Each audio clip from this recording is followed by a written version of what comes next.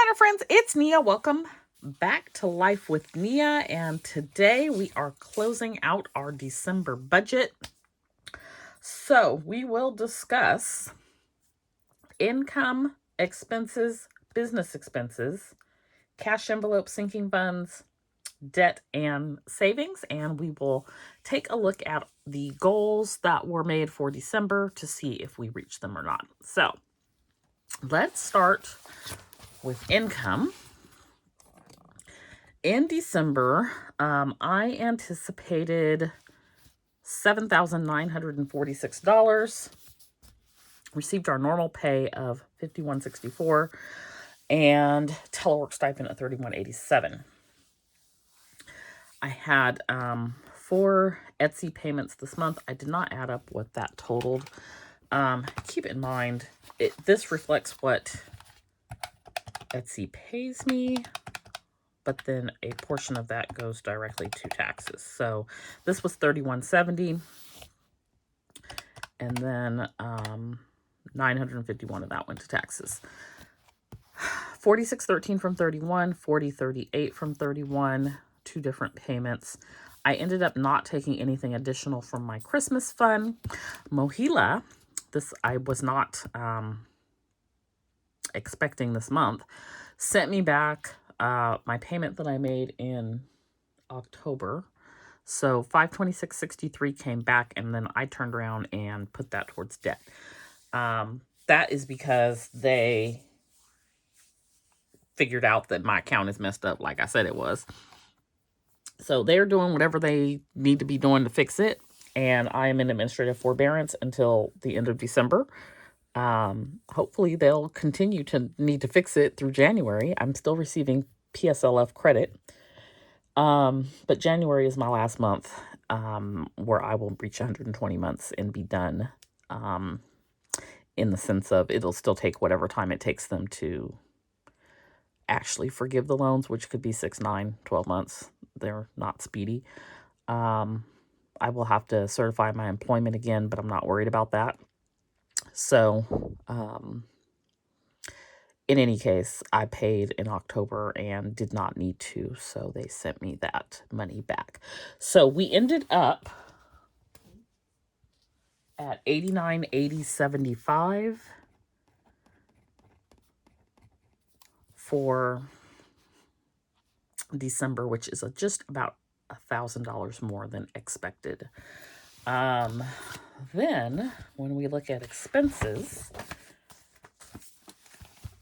nothing here was out of the ordinary.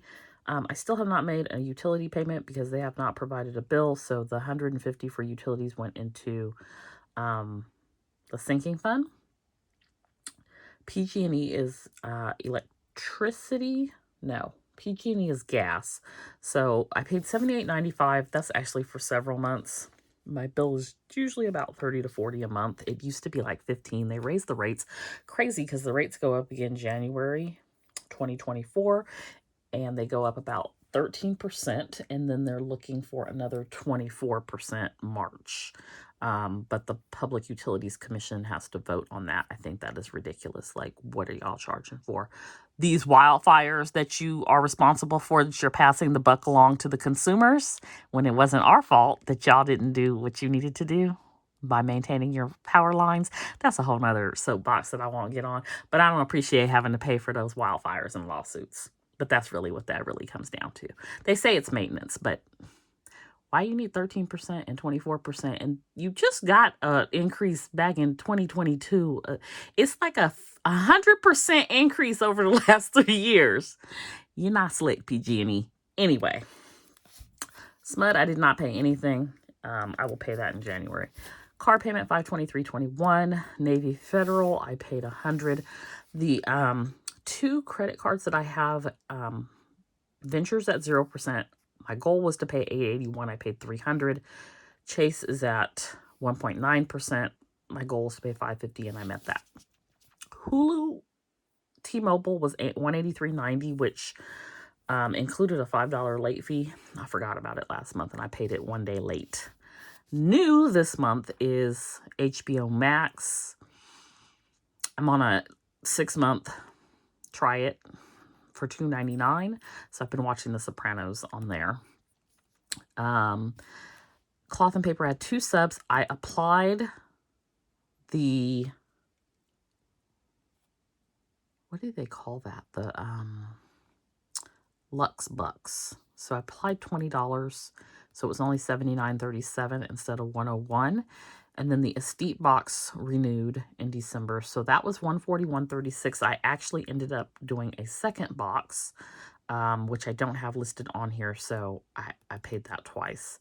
The budget box was $35, PayPal $50, $375 to the IRS, $150 to FTB, and then $116 for a loan. And then I did not pay anything for the student loans. Then over on the business expense side, we had our design studio, which is one of the places I get my art, for $7.99. I have 3 different HP ink. And you may see this change. I'm running a test right now. I purchased 2 new printers, which is down here, $347.98. They are identical to one of the printers I have now. Everything printed great initially. Then I put the, I'm going to call it subscription ink in there, and it's printing crappy again. So it's not the printer. I think it's the ink. But I'm going to run my little test, and we going to see. If it's the test, I'm going to cancel one of these. If it's the test. If it's the ink, I'm going to cancel one of these. And it's probably going to cost me more in the long run to buy my own ink. But I am interested in the best quality possible. Also, I'm going to let that 3 months free run out and then decide what to do on that one. Then I have a whole nother printer that I didn't set up yet. So of the 2, I only set one up. It's not on here yet because it includes 3 months of free ink. I also purchased ink for the Canon printer. That was $72.75. Microsoft $6.99. Apple $2.99. This is my subscription. Membership is $57. QuickBooks $30. Mem Templates was $9. Gold City was $29. JMC Academy was $19.97. Xfinity, which is my internet, is $71.75. I spent $100.77 on art. I spent $122.88 on mailers. A lot of things I did here at the end of the month were because it is the end of the year, and so I'm trying to maximize tax deductions as well. So instead of buying enough mailers for a month, which is generally what I do, I bought enough for 5 to 6 months. So that was $122.88. I purchased blades from the cutting machines, and that was $42.38. The 2 printers was $347.98, and then I also purchased that ink to do my test. I'm waiting for that to arrive. That was $68.39. I purchased furniture from IKEA. That was $1,024.94. That included another Alex drawer on wheels, a Calyx, which has 12 square units, and a sit-stand work desk. So this desk is a little bit longer than 6 feet and a little bit wider than 3.5 feet. And it is electronic, goes up and down. When I was working on the planner sesh box and advent boxes, I was bent over a 6-foot folding table and my back was killing me. I also bought these tension mats to stand on because my feet were hurting really bad as well. So hopefully these things will help alleviate some of that. And again, it's the end of the year and I'm trying to maximize some deductions as well. So the tension mats, and then the mats to cover the new desks were $104.49.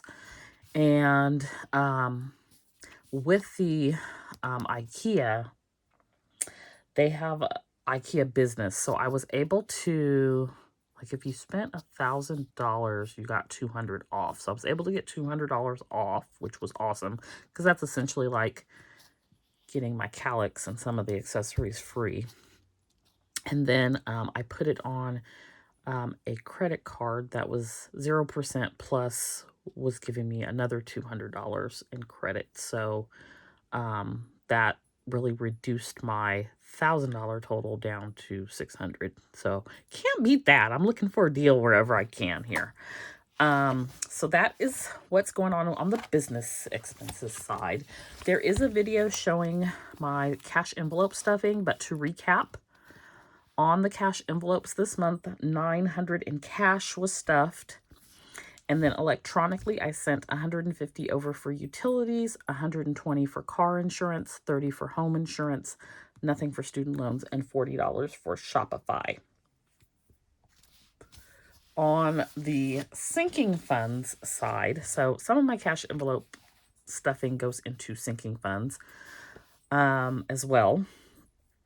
And this is an area where I haven't decided how I'm going to approach it moving forward. But I will just say at the end of the month, at the beginning of the month, we had $26.87. At the end of the month, we had $19,757. I did pull $140 from my estate. I pulled $66 from Petey's envelope. I pulled $700 from my emergency/opportunity fund. And then I pulled at $1,330 in student loans. I pulled $600. No, $805.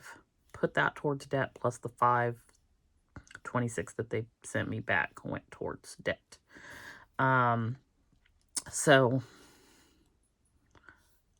I didn't pull anything additional from Christmas, even though I was going to pull the Christmas dinner amount from that. It would have wiped out my Christmas fund, and I didn't want to do that. So I went ahead and cash flowed that amount. So on the sinking funds, I just don't know what / and or how I'm going to share that moving forward in January. So I'm going to think about what that looks like moving forward. Debt tracker. So the month we started with $19,686, and at the end of the month, we ended with $18,257.54, in part because I didn't pay enough, and in part because I added some new debt. So the goal was to get under $16,000, which we clearly didn't because we were at $18,257. However, I met my goal on the Chase card, paying $550. I didn't meet it on the Venture. That's the one at 0%. I only paid $300 this month. I paid extra on PayPal, which was fine. I paid extra on Navy Federal, which was fine. I paid Klarna off. I paid Afterpay down significantly from $2,500 to $928. This loan payment got that down to $1,925. My car is under $5,000. It's at $4,996, and it will be paid off in September, if not sooner. So all of those things add up to $16,708. Then I added these two new debts. So $1,024.94 was the furniture and things at IKEA. And then $523.75 was the printers, the additional ink, and I think I put the desk mats and the tension mats also on this card. Both of these are at 0%. So, and I think it's like 15 months. So the goal is to have these paid off in 60 days or less. So, not worried about any interest on that. And particularly with the IKEA, I was looking to get that additional $200 back. So that brought the total to $18,257.54. That's the number that we also end the end of the year with. So when I look at that amount, while I did not meet my goal to have it under $16,000 this year, I did pretty good this year. We started the year with $32,607.43 in focused debt, and we are ending with 18,257.54. So that is a difference of $14,349.89 in debt paid off in 2023. I'm really proud of that because my goal was to pay off, I believe, 10,000 in 2023. Let's look real quick. It was either 10,000 or 12. I think it was 10. My poor binder could not take another month. It has just fallen apart over here. The goal was to reduce debt by $10,000. So we reduced it by $14,349.89. So woohoo on that. Okay. Last but not least, let's take a look at savings. So this month, December, I shouldn't say last but not least because we still have goals.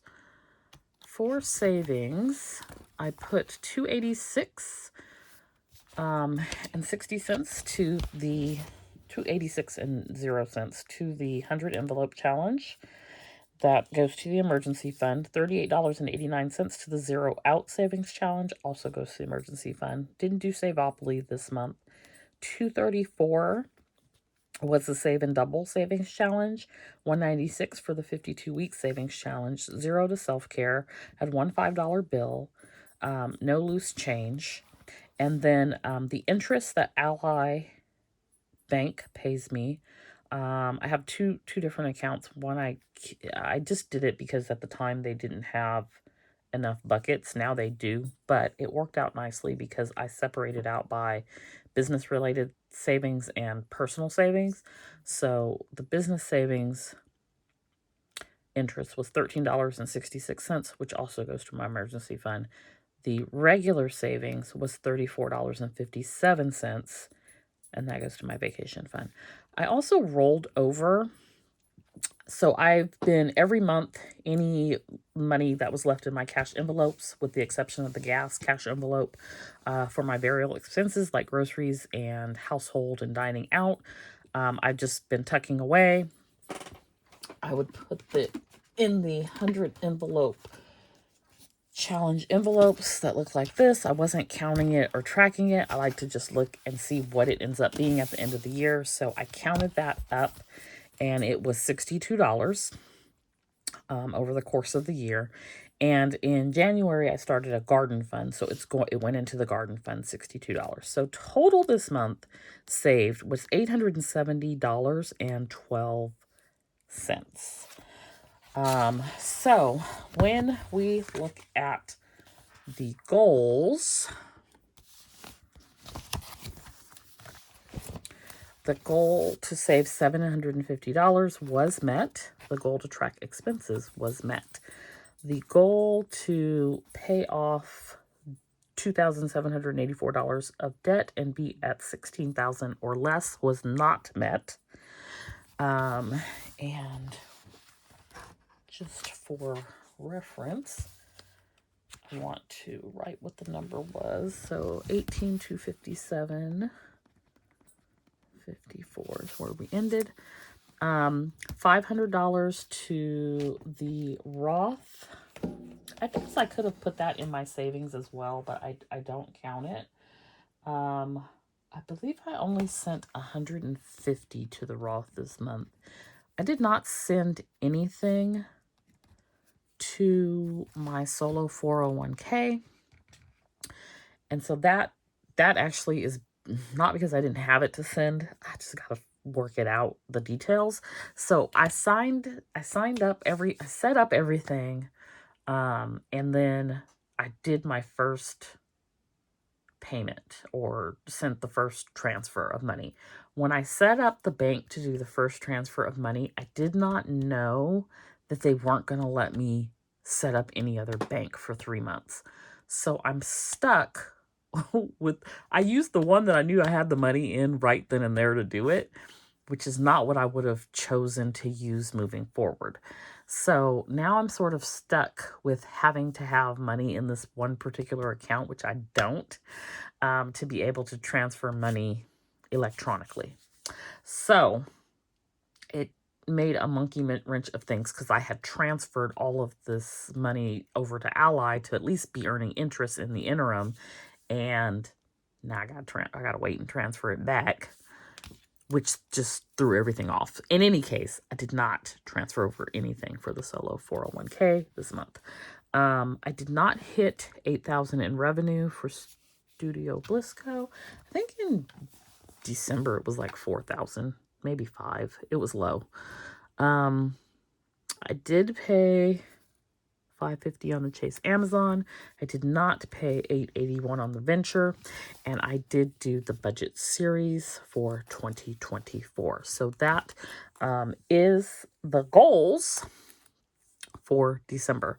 So I have started to get my January budget all set up. I've been doing the budget series.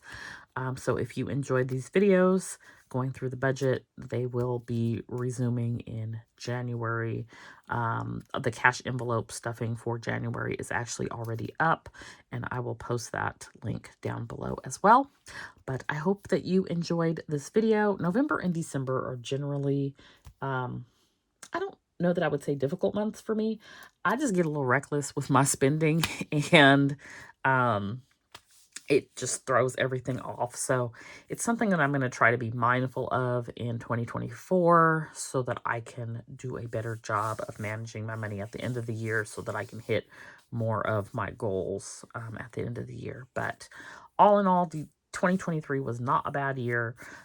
December was not a bad month. While I didn't hit all the goals that I had set up, I did hit some of them, and I got some things set up and established and ready to go so that I can start 2024 off strong. So I'm excited about that. Anyway, that is closing out the December budget. Let me know how your December budget went. Don't forget to like and subscribe, and I'll see you back here next time. Bye.